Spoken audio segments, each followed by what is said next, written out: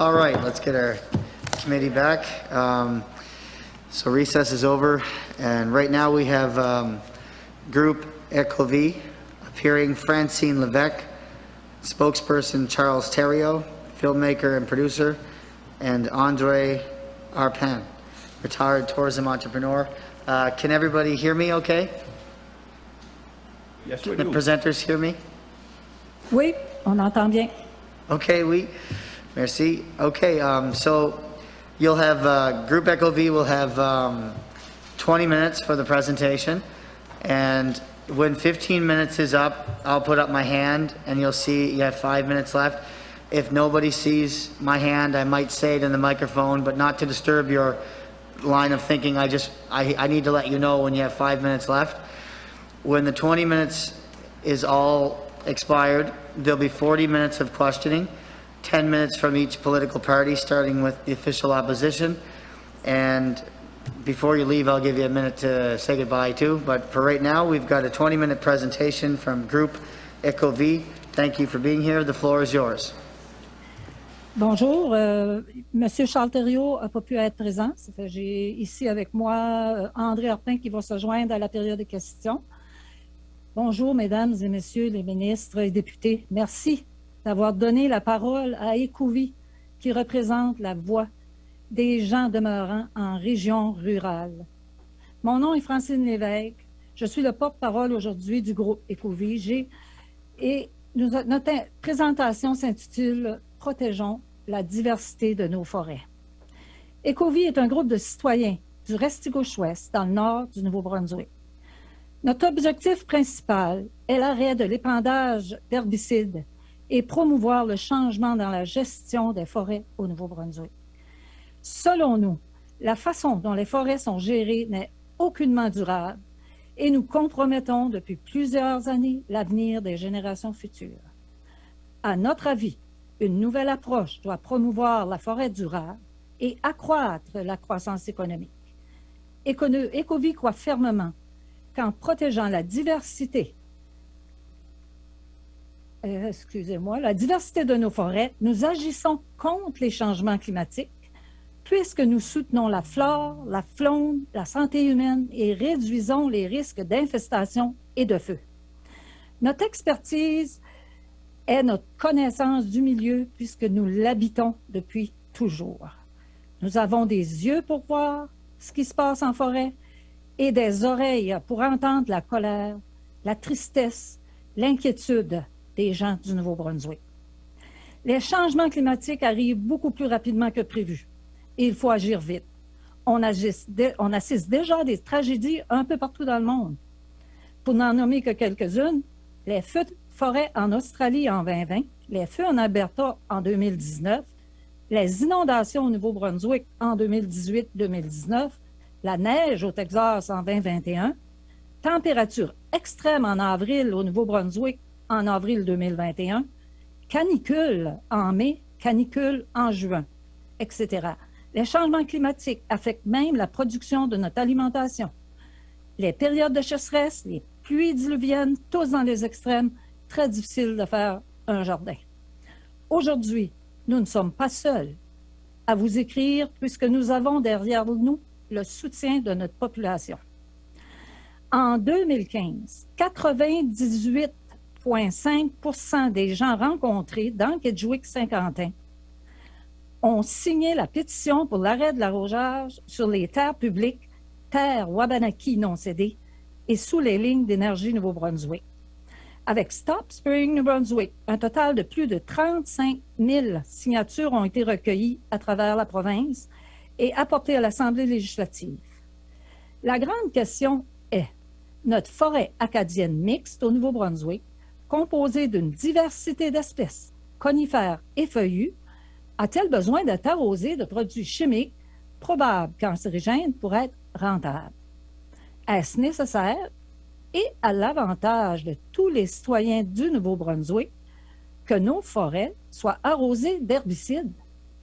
Et maintenant, avec les changements climatiques, est-il toujours acceptable de couper à blanc nos forêts pour ensuite les planter d'une seule espèce d'arbre, les conifères, les arroser et ainsi détruire nos forêts diversifiées? Premièrement, voici certains faits.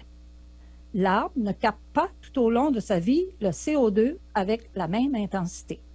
Selon Evelyne Tifo, professeure adjointe au département des sciences du bois et de la forêt de l'Université Laval, et je cite, « Un jeune semis a peu de feuilles et d'aiguilles. Il ne fait donc pas beaucoup de photosynthèse. Peu à peu, il acquiert un feuillage plus fourni et se met à emmagasiner de plus en plus de carbone. » Fin de la citation. Donc, les jeunes plantations ne sont pas des vecteurs aussi importants que les forêts matures pour nous protéger contre les changements climatiques. Deuxièmement, comme l'explique le Conseil canadien des ministres des forêts dans son rapport intitulé « Vulnérabilité des arbres du Canada au changement climatique », et je cite, « Toutes les régions et tous les types forestiers sont menacés par les changements climatiques. Mais certains sont plus vulnérables que d'autres. Le réchauffement le plus important se produira dans le centre et le nord du Canada, des régions dominées par la forêt boréale. » Quand on parle de forêt boréale, on parle de forêt d'épinette. La forêt boréale de conifères est fort bien adaptée à un climat froid et connaîtra un réchauffement relativement plus important que d'autres endroits. L'activité accrue du feu, le dégel du pergélisol et l'inadaptation des arbres constituent d'importantes menaces pour les espèces nordiques comme l'épinette blanche et l'épinette noire. Fin de la citation. Donc, les épinettes que l'on plante partout au Nouveau-Brunswick est une espèce qui sera menacée par des températures plus chaudes. Il faut comprendre que la forêt est d'abord et avant tout un incubateur de vie. Elle abrite, elle nourrit, elle protège une multitude d'espèces vivantes, dont les êtres humains. La forêt publique doit servir au bien commun de tous. On a tous droit à un abri, de la nourriture et d'être protégés. La forêt publique devrait seulement être utilisée lorsque les lots boisés privés ne peuvent pas remplir la demande. Dans le nord du Nouveau-Brunswick, notre économie dépend principalement de la forêt. De là, l'importance de protéger nos ressources financières. Tel que mentionné par Mme Kim McPherson, vérificatrice générale, dans son rapport de juin 2015, et je cite, « Nous croyons qu'il est important pour l'Assemblée législative et le grand public de savoir comment le ministère protège et surveille le renouvellement de l'une de nos ressources les plus précieuses. L'épandage d'herbicides fait partie du programme de sylviculture. Il est important de comprendre que les compagnies forestières sont subventionnées pour arroser. Donc, ces produits chimiques sont payés par nous, les citoyens. Toujours selon Mme Kim McPherson, dans son rapport, et je cite, « La majorité des efforts sylvicoles sont pour les arbres résineux, pour les épinettes. En plus de nuire à la biodiversité des forêts, cette pratique pourrait entraîner l'exclusion d'autres utilisateurs potentiels des forêts, dont les activités nécessitent d'autres types de bois, le bois dur. » Fin de la citation. Dans la même ligne de pensée, M. Andrew Harvey, dans une entrevue à la CBC sur le rapport du Comité parlementaire spécial sur les changements climatiques du 24 octobre 2016, a dit qu'il faut investir plus dans les forêts mixtes et qu'il y a des méthodes alternatives pour une forêt durable. Parlons des autres utilisateurs de la forêt. Ceux qui utilisent le bois dur, par exemple, les acériculteurs. Le Nouveau-Brunswick est le 3e plus grand producteur de sirop d'érable au monde et nous sommes très fiers que notre région, Kedgewick-Saint-Quentin, en soit le berceau. Nos acériculteurs sont de grandes entreprises qui fournissent des emplois bien rémunérés et des produits dans le monde entier. Lors d'un dîner à Kedgewick il y a quelques années, M. Brian Gallant, ex-premier ministre du Nouveau-Brunswick, est venu nous dire que les revenus des acériculteurs avaient augmenté de 1000% en 10 ans. Mais ceci ne semble pas faire l'affaire des compagnies forestières. On nous dit que les contours des terres acéricoles, chez nous, sont coupées à blanc, souvent replantées et arrosées par la suite, ce qui empêche l'expansion des entreprises acéricoles, et ceci est bien pensé par l'industrie. À nos yeux, c'est cruel et cupide. Ces acériculteurs ne peuvent pas parler ouvertement, car ils dépendent du gouvernement pour la location de terres publiques. Qui est prêt à prendre ce risque devant les riches compagnies forestières? Au Nouveau-Brunswick, nous vivons comme dans un étau. Personne n'ose parler. Nous vous encourageons à utiliser Google Earth, où vous pourrez être témoin de toutes ces coupes.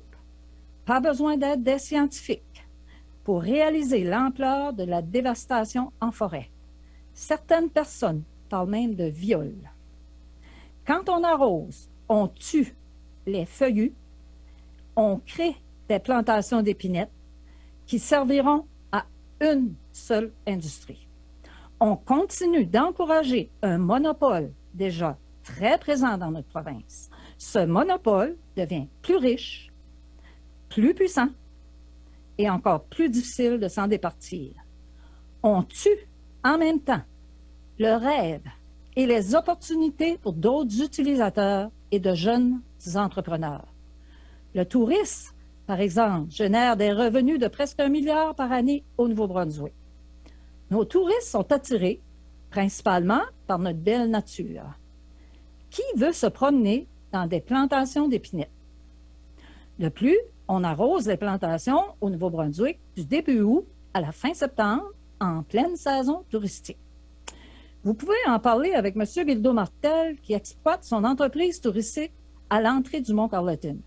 Depuis 3 ans, pas l'entrée, mais près du Mont-Carleton. Depuis 3 ans, les blocs ont été arrosés près de sa clientèle.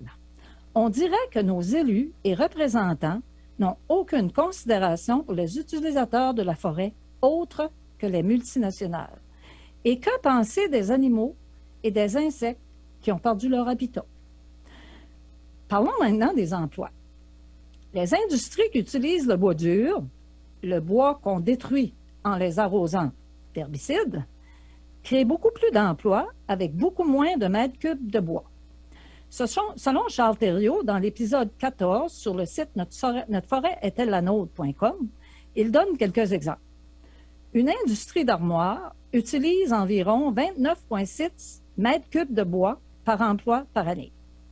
Une entreprise de moulure, environ 214 mètres cubes de bois par emploi par année. Une entreprise de revêtement extérieur, 555 mètres cubes de bois par emploi par année. Maintenant, comparons avec une série de bois mous. 5264 mètres cubes par emploi par année. Les chiffres parlent par eux-mêmes. Pour exploiter notre forêt de façon durable, il faut que le gouvernement reprenne le contrôle de l'aménagement des forêts qui fut remis à l'industrie en 1982. Il faut un juste équilibre entre ce que la forêt offre en matière ligneuse, en bois d'œuvre et tout autre champ économique. Oui, il existe des alternatives à l'épandage. Au Québec, l'utilisation de tous les herbicides en forêt publique sont interdites depuis 2001. Ils ont alors développé de nouvelles pratiques sylvicoles et la mise en place de la stratégie de protection des forêts a contribué au développement de nouveaux produits, notamment de plants à forte dimension. Ces épinettes de 60 cm au lieu de 15 cm comme on plante ici, sont utilisées pour reboiser les sites à fort potentiel d'envahissement par la végétation de compétition. Ce n'est qu'un exemple. Toujours au Québec, ils ont instauré l'industrie des produits forestiers non ligneux dans toutes les régions. L'Association pour la commercialisation des produits forestiers non ligneux en parle de la façon suivante. Devant autant de diversité de produits issus de nos forêts, nous avons de quoi être fiers de nos artisans. Ces produits non ligneux, forestiers non ligneux, avec leur énorme potentiel nutritif et nutraceutique, sont de plus en plus utilisés dans l'industrie des produits naturels et pharmaceutiques, tous des marchés en forte expansion. Ces produits non ligneux sont maintenant reconnus comme des vecteurs de développement régional efficaces qui ont su contribuer à accroître le potentiel ou la saison touristique de région et dans certains cas à dynamiser les villages autour de projets collectifs rassembleurs. Fin de la citation. N'est-ce pas ce genre d'avenir qu'on aimerait voir dans nos communautés rurales au Nouveau-Brunswick? Selon nous, la diversité des forêts égale la diversité des emplois. La diversité des emplois égale la diversité économique. La diversité économique égale la stabilité économique. Plus nous aurons de variétés d'essences d'arbres, plus nous aurons des forêts en santé, plus nos générations futures seront en mesure de diversifier leurs activités économiques. De plus, une forêt mixte a une meilleure résistance aux infestations, exemple tordeuse d'épinettes, et une meilleure barrière pour les feux. On sait maintenant ce que nous réservent les changements climatiques à ce niveau. Alors, pourquoi tuer la diversité de nos forêts en les arrosant d'herbicides? La première action à entreprendre immédiatement est de cesser de subventionner les herbicides en forêt. Nous refusons de payer pour notre propre poison. Il faut comprendre que le statu quo n'est plus une solution.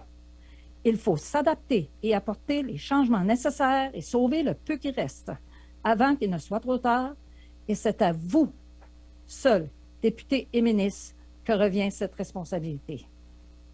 À ce moment-ci, on aimerait rappeler aux députés libéraux qui siègent sur ce comité de l'engagement pris par leur ancien chef Kevin Vickers, et je cite, « Le Parti libéral éliminera l'épandage du glyphosate sur les terres de la Couronne sur une période de 4 ans. » Avant de terminer, je vous encourage fortement à faire les lectures suivantes. Whitewash, le livre Whitewash, The Story of a Weed Killer, Cancer and the Corruption of Science. Et pour les francophones, le Roundup face à ses juges de Marie-Monique Robin. Et je vous encourage à écouter l'émission Enquête qui fut enregistrée au Nouveau-Brunswick, l'émission du 21 novembre 2019 à Radio-Canada, intitulée La forêt désenchantée, avec Isabelle Richer et Marie-Maude Denis, traduite en anglais sous le titre de Disenchanted Forest. Ça se retrouve très facilement sur Internet. Merci de prendre en considération la voix du peuple, ceux qui vous ont élus. Puisqu'il semble nous rester quelques minutes, je crois, je pourrais ajouter certaines qualifications suite à l'écoute des présentations de ce matin qu'on a eu la chance de faire. Premièrement, il est plus approprié de parler d'herbicide que de glyphosate. C'est trop facile pour l'industrie de simplement changer d'herbicide et ou le nom, et nous voilà repartis à zéro.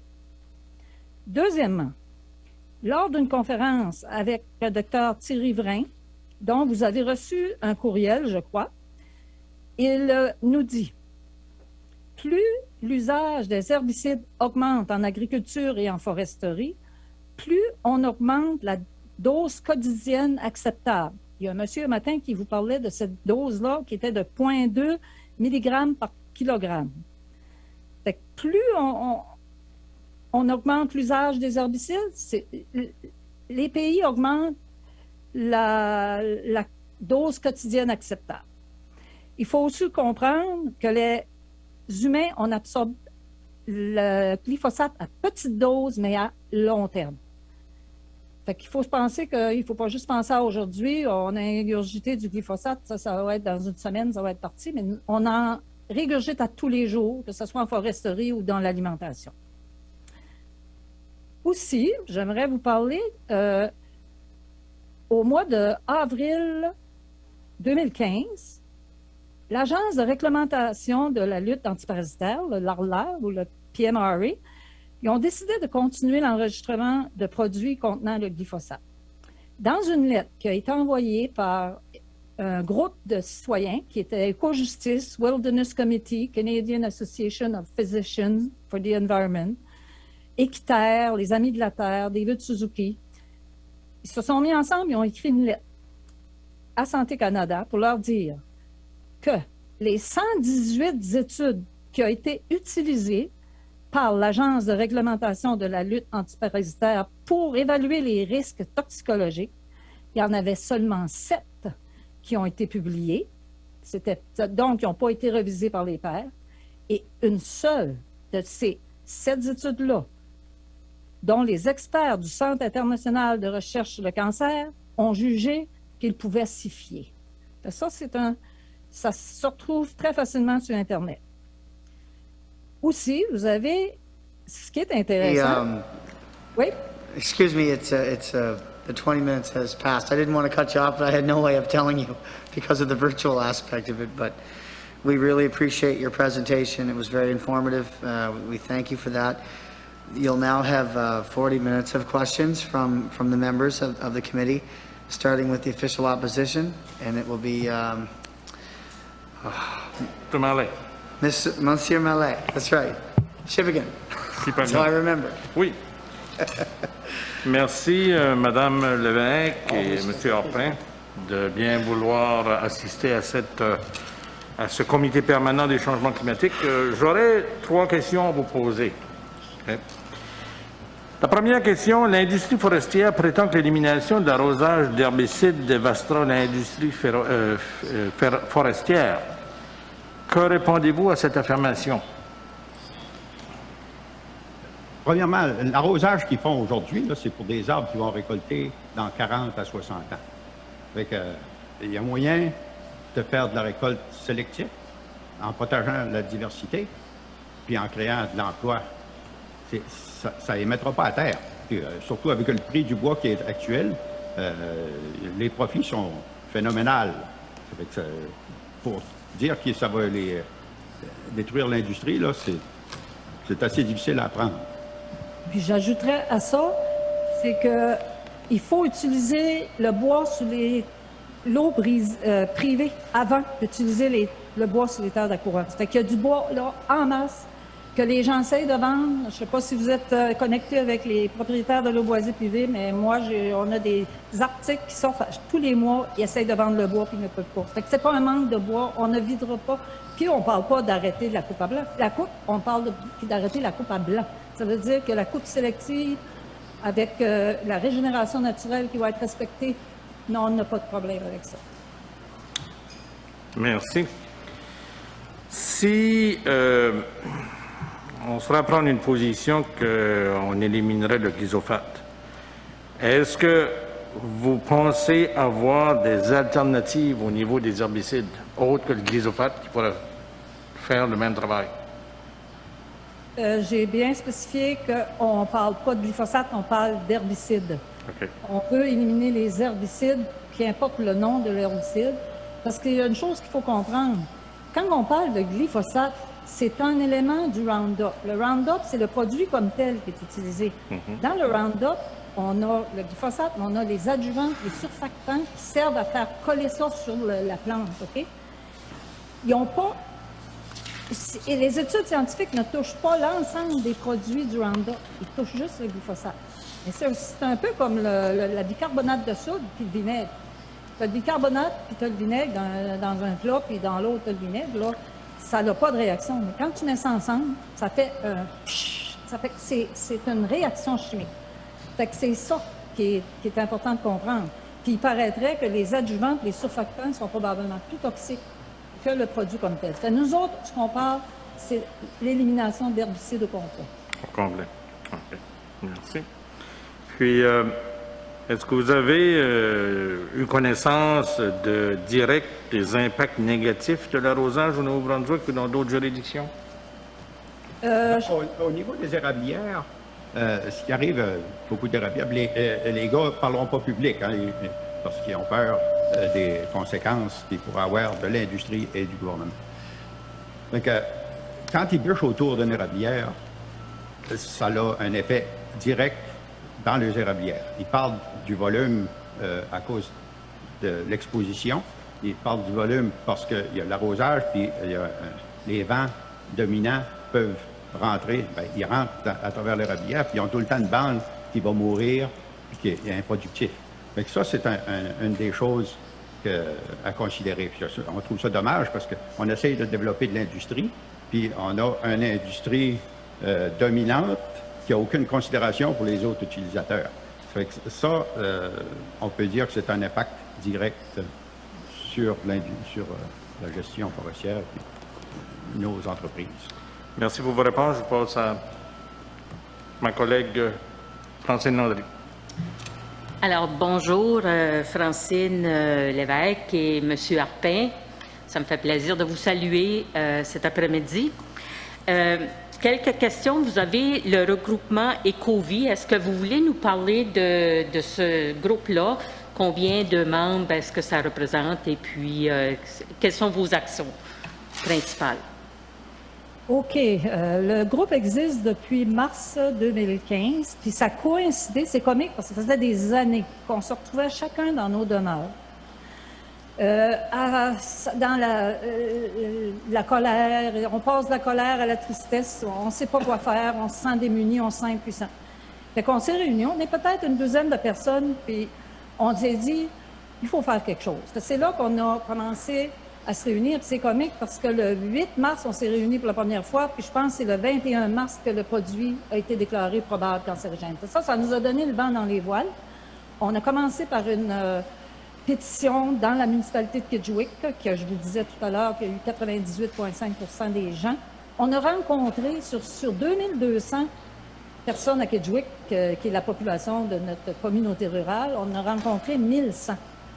Puis là, on ne calcule pas les enfants. Là, puis je vous dis, il y a 98,5. Les 14 qui n'ont pas signé, c'était les gens de l'industrie. Bon. Après ça, on est allé, on a fait des actions. On fait des actions toujours pacifiques, mais qui attiraient l'attention des médias, attiraient sur le produit, les pesticides, les herbicides en forêt. C'est ça. On est allé coucher, on a fait un camping de 10 jours en forêt. Puis moi, je peux vous dire, quand le monsieur parlait de taux des vents, on a été 10 jours là pour se faire dire, après 10 jours, que ça avait déjà été arrosé avant qu'on arrive sur le terrain. Parce que les petites pancartes, là, sont très dures à lire. C'est toute la même date. Dans notre région, c'était tout le 9 août. Fait que nous autres, on est arrivé juste avant la date, ou en tout cas, je ne me rappelle plus comment on a fait ça, mais on s'est fait dire qu'il avait déjà été arrosé. Mais les 10 jours qu'on a couché en forêt, on est dans des coupes à blanc, bien sûr. Quand ils arrosent dans une coupe à blanc, les épinettes, c'est des coupes à blanc. Ça fait que c'est du vent après vent, après vent. Il y a 2 jours du vent dans les coupes à blanc. En tout cas, moi, c'était ça qu'on a vécu dans les 10 jours qu'on était couchés. Oh, mon Dieu, on a envoyé on travaille fort avec le mouvement Stop Spraying New Brunswick. On a envoyé, j'ai participé avec Caroline Bodarcy à plusieurs salons touristiques, des salons sportifs à Moncton. On s'est rendu faire des manifestations beaucoup dans le bout de Fredericton. On a même été jusqu'à Saint-Jean devant l'entreprise Irving. On a aussi, on suit tout ce qui se passe au niveau de la province, puis on se joint au groupe, parce qu'il y a plusieurs petits groupes qui font différentes actions. L'année passée, c'était sur la rivière d'Epiziguit. Après ça, on a eu au Mont-Carleton. Après ça, on est allé à bout de Batters. Il y a eu quelque chose aussi. Les gens, ça part un peu partout. Nous autres, on est toujours là parce qu'on suit ça de près. Ça nous tient à cœur. Je ne sais pas combien de fois j'ai appelé mon député. On a envoyé 500 lettres à 5 députés, ministres, 5 ministres différents lors du dernier, c'était du temps de Brian Gallant. 500 lettres qu'on a postées. On a fait tout ce qu'on peut pour faire comprendre, parce qu'on sait que les règlements passent. Mais il y a aussi qu'on lit les études qui sont faites sur les glyphosates. On suit ça de proche, tout ce qui se fait comme étude. Puis, on est conscient qu'il y a un problème avec le glyphosate. Parfait. Est-ce que vous avez, comme groupe, une position sur l'épandage ou l'utilisation du glyphosate en agriculture? On ne touche pas ce domaine-là. Ça ne veut pas dire qu'on n'aimerait pas que ça cesse en agriculture graduellement, parce qu'on sait que ça prend une adaptation. On sait qu'il y a des fermes biologiques partout, puis il y a de plus en plus gros intérêt partout au niveau international là-dessus. Mais nous autres, on ne le touche pas parce qu'on sait qu'on s'attaque à quelque chose de gros.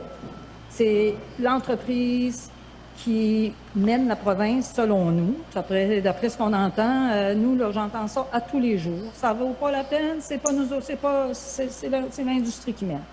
Il n'y a rien qu'on peut faire. Ça, je ne l'ai pas entendu 1000 fois. C'est qu'on ne touche pas à l'agriculture. OK. Merci, c'est toutes les questions et merci à vous et au groupe de citoyens pour votre implication. Merci. Thank you, Madame Landry. Mr. Kuhn, do you have questions prepared? Oui, Monsieur le Président, merci beaucoup. Bonjour, Madame Lévesque, Monsieur Rapin, merci pour votre présentation. Au début, première question, est-ce que les arrosages de glyphosate sont concentrés dans des régions spécifiques de l'Est, gauche, ouest, ou est-ce qu'ils répartis uniformément dans la région? OK. Si tu parles de coupe forestière, je dirais qu'il y en a partout parce que ça sort de partout. Mais la plus grande concentration de 2011 à 2017 a été faite à la sortie du Mont Carleton en s'en allant vers Saint-Quentin. C'est là qu'on retrouve nos plus grands érablières. C'est là que se trouvent la plupart des grands érablières de la région. Fait que c'est surtout dans cette région-là que ça se fait pour tout de suite. Mais tout de suite, on est en train de couper toute la région de Kedgewick, dans le fond, en haut des fourches, je dirais. Fait qu'après ça, bien, la prochaine étape, c'est la plantation et ça va être l'arrosage. Je peux vous dire, la quantité de bois qui sort, j'ai pas besoin d'être scientifique. Je vous invite à venir passer une journée chez nous. Vous allez voir. Il peut sortir, mon voisin a mis une caméra, puis il semblerait qu'il a calculé 167 camions. Moi, je vais prendre ma marche à tous les jours. Si j'en rencontre pas 5, je suis juste 15 minutes sur cette route-là. Après ça, je tombe sur une route où il n'y a pas de camionnage. C'est incroyable. Puis le petit bois, on appelle ça dans notre région des tout de pique. Moi, je dis, ils sont en train de couper le bois que pour mon petit-fils, qui devrait être son bois à lui, là, parce qu'il faut y en laisser à lui aussi. Ça fait que c'est pour ça qu'on on peut pas négliger ça. Puis quand je parle de qu'est-ce qui se passe ici, c'est la même chose à Sussex, c'est la même chose dans Kent. Quand on se rend compte, le monde dit c'est la même chose partout. Merci beaucoup. Donc, quel est l'état de santé de la forêt en Est-Gauche ouest maintenant? L'état de santé? La santé physique des gens? Non, la santé de la forêt. Ou la santé de la forêt. On sait que notre taux de cancer dans la région est plus élevé que d'autres places, mais on ne touchera pas à ça parce que la santé, ça a l'air que c'est spécial. Mais au niveau de notre forêt, on peut voir, moi j'habite au bord du cours d'eau, on peut voir la fluctuation du cours d'eau aussitôt qu'il pleut. On a des inondations, puis aussitôt qu'on a une période sec un peu, il n'y a plus de circulation sur la rivière, on ne peut plus aller pêcher le saumon, les canaux s'accrochent partout. On vit ça. Moi, ça fait 30 ans que je suis dans le tourisme. Là, je suis à ma retraite, mais les 10 premières années, on ne vivait pas ça. C'était facile. Il n'y avait pas de problème. Puis tout d'un coup, hop, fluctuation du cours d'eau, sécheresse, inondations, des périodes que les inondations, à cause que nos coupes à blanc ne protègent pas le sol forestier, puis l'eau dévale à toute allure. On avait des gens qui étaient pris à risque sur la rivière. Il fallait faire l'évacuation dans des situations dangereuses. Donc, la santé de nos cours d'eau est directement affectée à cause que nos forêts ne font plus le rôle de régulateur de niveau d'eau. Merci. Est-ce qu'il est possible d'avoir un rôle pour les citoyens et citoyennes afin d'établir les buts pour la gestion de la forêt dans votre région? Justement, la semaine passée, c'était la première réunion de notre nouveau conseil municipal. On s'est rendu là, Écouville, on était 7 de nos membres qui étaient présents. Je suis toujours le porte-parole, j'ai fait la lecture d'un texte que moi, nous autres, ce qu'on aimerait, c'est que vu qu'on est une communauté rurale, OK, on a mis pression pour que les DSL rejoignent la municipalité de Kedgewick. Maintenant, nous sommes une communauté rurale. Alors, pourquoi qu'on n'aurait pas le droit d'avoir un mot à dire sur la façon dont notre territoire forestier est géré? Ça ne veut pas dire qu'on va arrêter toute coupe, mais ça voudrait dire qu'on aurait notre mot à dire sur la façon que ça serait fait. Est-ce que ce serait la coupe sélective? Est-ce qu'on protégerait la régénération naturelle? Est-ce qu'on aurait des zones protégées? C'est ça que je pense, parce que on sait qu'avec les changements climatiques, on va avoir des temps durs qui s'en viennent. Est-ce que les gouvernements provinciaux et fédéraux vont être là pour nous? Je ne crois pas, parce qu'ils vont avoir bien des chats à fouetter, des chiens à fouetter. Ça fait que ça va être notre gouvernement municipal qui va avoir la responsabilité de s'occuper de nos besoins puis de travailler avec nous autres. Ça fait que je me dis, si on peut protéger ça aujourd'hui, c'est incroyable, juste dans la dernière semaine, les vents qu'on n'avait pas habituellement ici. On vit en bas d'une grosse côte, ça fait qu'il n'y avait pas de vent comme qu'on a actuellement. C'est incroyable depuis le début de notre printemps et l'été que c'est un vent, c'est épouvantable, ça n'arrête pas. Fait que nous autres, on se dit, si on peut protéger ça maintenant, cette partie-là, c'est pas la forêt au complet, parce qu'on sait que c'est du domaine provincial, mais ça, c'est dans la gouvernance locale, puis là, on fait pression au niveau du livre vert, puis on essaie de faire passer notre idée à ce niveau-là, puis si on peut avoir du support de notre gouvernement, parce qu'il faut faire confiance en notre monde. L'industrie, c'est une personne, mais c'est qui fait virer les machines? C'est qui fait virer tout ça? C'est notre monde. Ça ne veut pas dire qu'on n'est pas capable. On est capable. C'est juste qu'on veut ça fait différemment. Puis je comprends que l'industrie a toujours fait ça de même, puis qu'eux autres, ils ont fait de l'argent, puis c'est envoyé dans les paradis fiscaux. Mais c'est fini, ça, on n'en veut pas. Nous autres, on veut garder notre argent ici pour faire avoir que chacun des membres de notre communauté ait sa part. Avez-vous regardé dans le passé un changement dans les populations des animaux, des faunes? La seule chose que je peux dire là-dessus, c'est qu'à un moment donné, c'est certain qu'on entend beaucoup, on voit moins d'oiseaux. Le chevreuil, il n'y a plus de chasse au chevreuil dans notre région depuis combien d'années? En tout cas, ça fait longtemps. Mais il y a une chose, c'est qu'à un moment donné, il y a eu un hélicoptère qui a été mis en feu par des protestataires. On ne sait pas c'est qui, il n'y a personne qui a jamais divulgué c'était qui, je pense en 2009 à peu près. C'était au début du mouvement Arrêt de l'arrosage. C'était même pas nous autres qui étaient là, c'était d'autres personnes qui ont été arrosées directement, des planteurs d'arbres qui ont été arrosés. Il y avait eu un pamphlet qui avait sorti quelques semaines avant, qui n'était pas signé, qui faisait parler des gens, puis qu'il disait que l'arrosage, il n'avait pas de problème.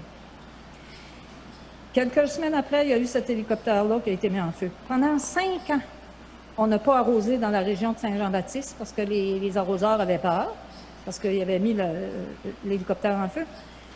Selon Rod Cumberland, il va venir vous parler plus tard, vous pourrez en parler, le cheptel de chevreuil, lui était responsable du cheptel de chevreuil à ce moment-là, et ça l'a vraiment, vraiment augmenté. C'est la seule chose que je peux vous dire au niveau de ça. On n'a plus de chasse au chevreuil depuis des années. Les gens hésitent de plus en plus à manger le foie d'orignal. Il faudrait que ça soit testé. Moi, j'ai su par un organisme qui disait qu'il n'y avait pas le droit de tester le foie des orignaux au Nouveau-Brunswick. Ça, c'est toutes des choses que vous autres, vous pourriez, comme membre de l'Assemblée législative, vous avez plus accès. Ça nous est dit par des associations, mais qui dit la vérité, moi, disons que je suis bénévole, je ne fais pas d'argent avec ça, j'ai pas vraiment... Mais on nous dit qu'il y aurait eu... on ne teste pas le foie des orignaux au Nouveau-Brunswick. Si je vous encourage de l'envoyer en dehors de la province, si on veut avoir un test qui est légitime. D'accord. Merci beaucoup. C'est tout pour moi, Monsieur le Président. Hey, thank you, Mr. Kuhn. Mr. Austin? Thank you, Mr. Chair, and thank you folks for presenting here today and sharing your passion on the issue around glyphosate. I don't really have many questions for you, other than I guess I would just ask what's your greatest concern? And I know you listed a couple in your presentation, but what is your greatest concern around the use of glyphosate on Crown lands? And does that same concern apply to private lands as well, agriculture and that sort of thing, or is it specific to the forest? It's specific to the forest. I think. Parle en français. OK. C'est spécifique à la forêt. Si dans nos régions, il y avait une culture d'entrepreneurship, puis en enlevant les opportunités forestières, en créant un monopole de gestion forestière, ça a éliminé tout ce leadership-là qu'on avait dans nos régions. Ça, au niveau économique, c'est catastrophique dans nos régions. On devient de plus en plus dépendant. Difficile à trouver des gens qui parlent publiquement parce qu'ils se sentent des otages. Ça tue toutes les régions rurales, ce monopole-là. Parce que si tu as des ressources qui sont disponibles, tu vas avoir des rêves. Puis si tu as des rêves, tu vas vouloir développer dans ce sens-là. Avec, ça tue tout l'entrepreneurship de nos régions pour ce point de vue-là. Puis, je dirais qu'on assiste à quelque chose là, chez nos jeunes. Aujourd'hui, ma fille m'a appelé et parlait d'anxiété climatique. C'est certain qu'elle est peut-être plus concernée parce qu'elle nous suit, elle est fière de ce que je fais.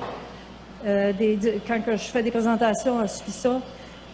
Mais ça me désole parce que ça la rend plus vulnérable. Elle vient d'avoir un bébé d'1 an. Mais quand je vois n'importe quel bébé, pas juste mon petit-fils, quand je vois n'importe quel bébé, je me dis quel avenir qu'ils vont avoir, un avenir dans les épinettes. Bon, c'est sur une seule industrie qui va en bénéficier, tandis qu'on fait beaucoup plus d'emplois avec le bois dur. C'est quoi le raisonnement? J'ai de la misère à comprendre ça.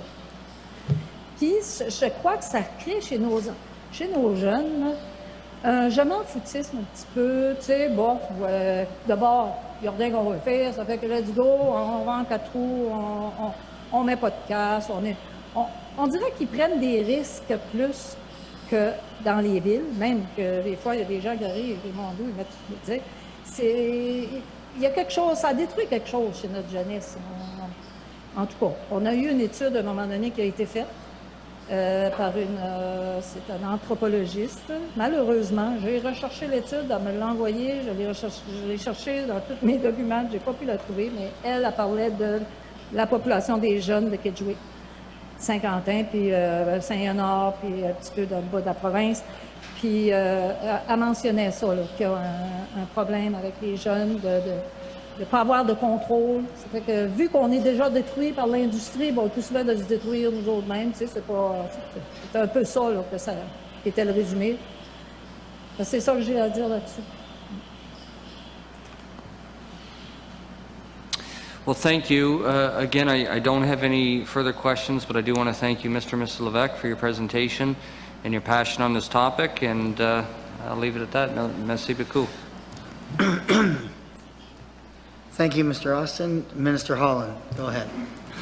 Bonjour, bienvenue et merci à parler avec cette comité aujourd'hui.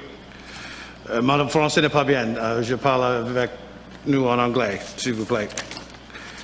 Okay, I was listening and taking notes. Now, I'd heard a couple times that you had indicated that you're not a scientist, and that's fine, but do you have any professional designations as it relates to forestry or environmental management? Je crois que ma plus grande connaissance vient qu'on l'habite, le milieu, on voit tous les jours ce qui se passe. J'entends les gens parler des bûcherons. Je peux vous dire que les bûcherons nous appellent venez voir le désastre. Ça fait des années, ça fait 30 ans qu'on est là-dedans. Je pense que OK. on est capable de... Mais OK. moi, je suis travailleuse sociale. Personal experience on the ground. Yeah, personal experience on the ground, for sure. That has incredible credibility, for sure. When you live there, you see it. Now, I need you to help me understand something. I was concerned by something you said about they're spraying everywhere up in your area. Now, last year, the province of New Brunswick, they only sprayed 13,000 hectares throughout the entire 3 million hectares of Crown land. Now, from what you're talking about there, like, were they spraying everywhere, all of the Crown land up there? Because that doesn't fit with what the prescription was now, or do you have it itemized into private, Crown, or industrial freehold? Le Conseil de conservation, avec Frank Johnston, nous présente à chaque année une carte des arrosages qui se font. Puis ce qu'on sait, c'est qu'il y a une grosse partie des arrosages qui se font dans le nord, proche entre Kedgewick, entre Saint-Quentin et le Mont-Carleton. OK? Ça, je peux vous confirmer ça. Sure, there's a lot of industrial freehold up in that area. Do you know if it was Crown or industrial freehold or private land? That was Crown. That was Crown. That was Crown, okay. I know, I was up there 2 years ago with Charles Theriault in the Kedgewick offices, and he was madder than a wet hen about a piece of land that was going to be cut, but we were able to get to the bottom of it and find out that that actually wasn't perceived as being a cut plan, so I just wanted to find out, because I know that we only did 13,000 in the entire province, so. Now, when it talks, you had indicated that private land or industrial freehold is not your concern, because you spoke about Crown land and you spoke about a few things with subsidization of forest companies, clear cutting on Crown. Everything seemed to be centered on Crown, but you know, we're working on a system to bring a primary source of supply back to private wood. Now, if we do that, we're going to be excited to be able to create opportunities for private woodlot owners, but that's going to increase clear cutting and spraying on private land, and that's not of any concern to you. It is.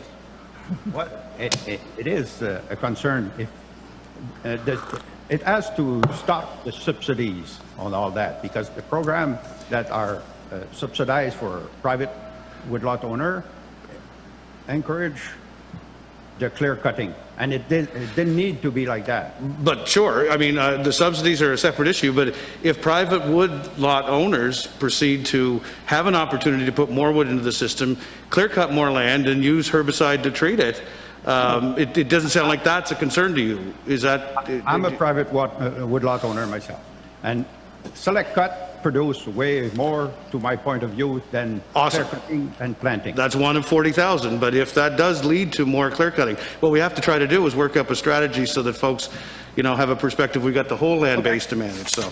In Quebec, they don't clear cut. No, and Quebec's volume went down 30% on that Crown land base, and I wrestle with what we do in the province of New Brunswick if we lost that type of revenue. I know. Well, if you would charge the proper fees for using Crown land, we wouldn't be short of income. We'd love to talk about that. Now, we're focused on the herbicide here for that.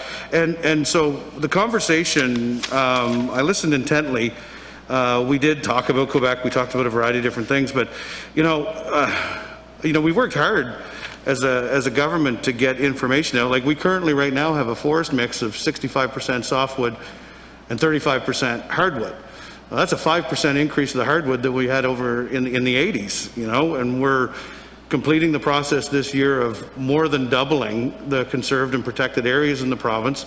And we held the increase to any Crown land cutting for 5 years. So when I hear that, like, I mean, we've tried to get that information out, but it sounds like, you know, if the spraying doesn't stop, am I hearing you saying that despite all of that work that's being done, if spraying doesn't stop, it doesn't matter?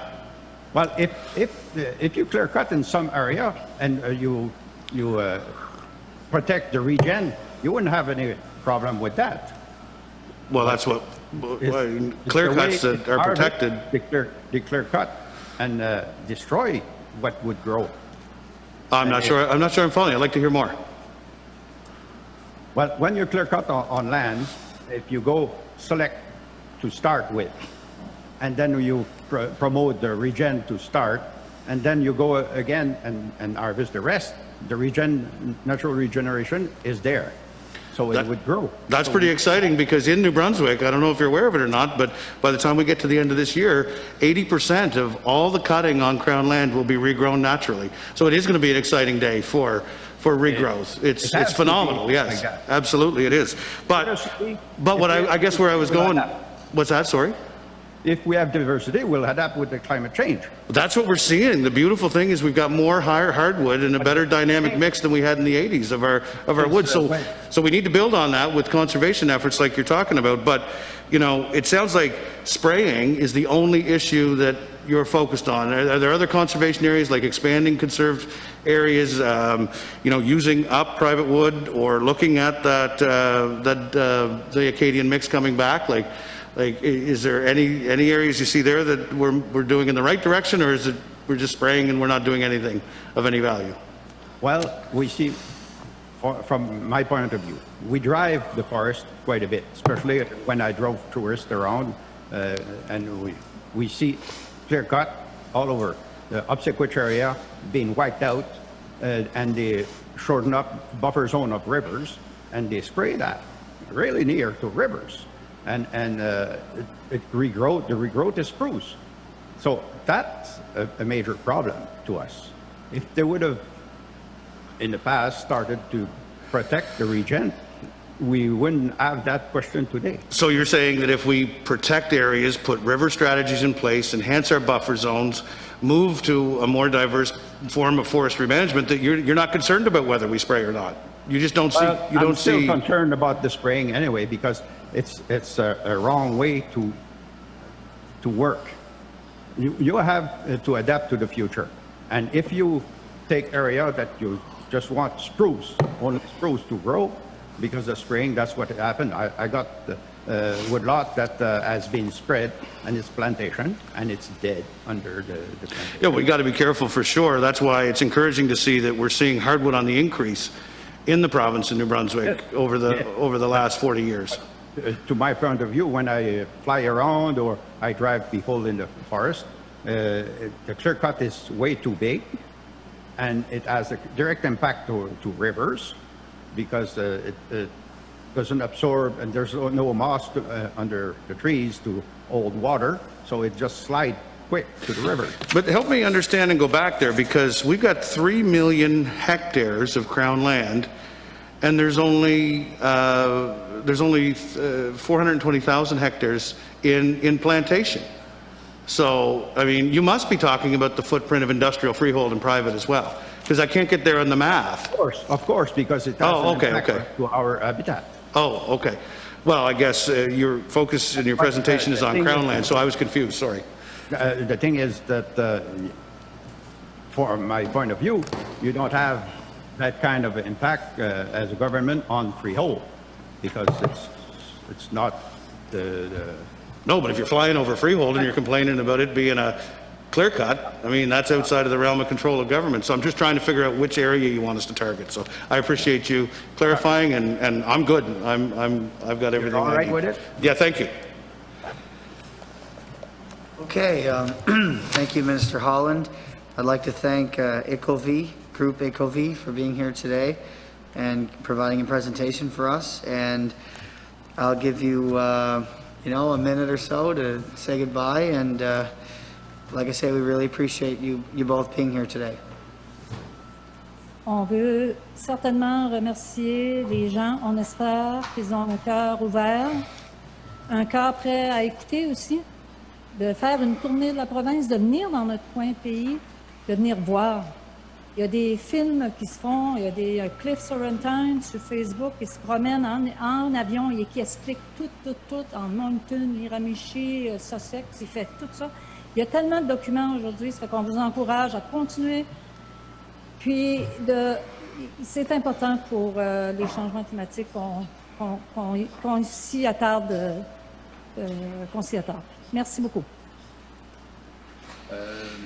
Thank you so much. Let's just take 5 minutes until we get the technology dealt with, and then we'll have some more things to talk about.